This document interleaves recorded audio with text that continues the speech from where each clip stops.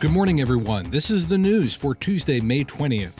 President Donald Trump said Russia and Ukraine will immediately begin ceasefire negotiations. This after a 2-hour phone call with Russian President Vladimir Putin yesterday. News Nation's Kelly Meyer reports. Now the question is, where does this go from here? How do those two sides come to an agreement to end the war? As President Trump said in his Truth Social post, that those negotiations will begin immediately. If we could bring up that Truth Social post he just shared a short while ago as he confirmed that phone call between him and Russian President Vladimir Putin, saying he just completed my 2-hour call with President Putin of Russia. President Trump also said on social media that the Vatican may play a key role in negotiating peace between the two countries.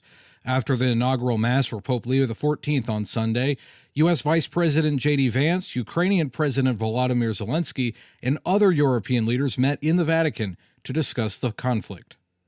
The FAA says New Jersey's Newark Liberty International Airport suffered another radio outage yesterday morning. The brief outage happened just after 11:30 a.m. and lasted for about 2 seconds. Officials said all aircraft remained safely separated during the outage. This is the fourth system outage at that airport since April 28th.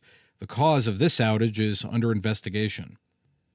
The Coast Guard is pushing back against claims made by Senate Minority Leader Chuck Schumer regarding the fatal ship crash in New York over the weekend. Senator Schumer pointed to a Department of Government Efficiency hiring freeze as possibly playing a role in the disaster.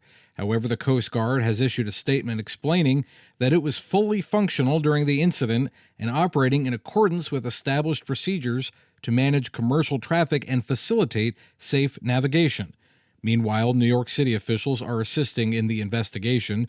The FDNY sent drones over the Brooklyn Bridge yesterday to survey the damage. They say the structure of the bridge remains safe. Here's FDNY Chief Mike Myers. We're trying to protect the people of the city of New York, which is what the New York City Fire Department does. And we want to make sure, again, that there's no damage, because we want people to be able to feel like that they can traverse that bridge, whether by car, bicycle, or walking. The crash of the Mexican Navy ship into the Brooklyn Bridge resulted in 2 deaths and more than a dozen others were injured.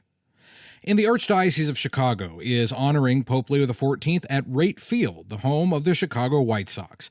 Pope Leo's brother, John Prevost, told WGN earlier this month that his brother has been a lifelong White Sox fan. Subsequently, photos have emerged showing then-father Robert Prevost in attendance at the 2005 World Series. The Archdiocese says the celebration will take place on June 14th, feature music, testimonies, and conclude with Mass. I'm Matthew Handley. Now back to Morning Offering.